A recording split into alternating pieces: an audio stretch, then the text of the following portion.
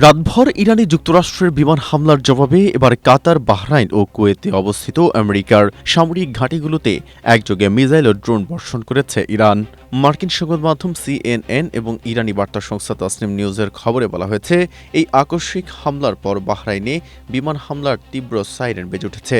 দেশটির স্বরাষ্ট্র মন্ত্রণালয় নাগরিকদের আতঙ্কিত না হয়ে দ্রুত নিকটবর্তী নিরাপদ আশ্রয়ে যাওয়ার নির্দেশ দিয়েছে। একটি সূত্র জানিয়েছে, বাহরাইনের রাজধানী মানামায় অবস্থিত মার্কিন নৌবাহিনীর অত্যন্ত গুরুত্বপূর্ণ পঞ্চম নৌবহরের সদর দপ্তর লক্ষ্য করে সরাসরি আঘাত এনেছে ইরান, যার ফলে সেখান থেকে কালো ধোঁয়ার কুণ্ডলী পাকিয়ে উঠতে দেখা গেছে। অন্যদিকে কুয়েতে থাকা যুক্তরাষ্ট্রের একটি বড় বিমান ঘাঁটিও ইরানি সেনাদের হামলায় কেঁপে উঠেছে বলে দাবি করেছে তাসনিম নিউজ।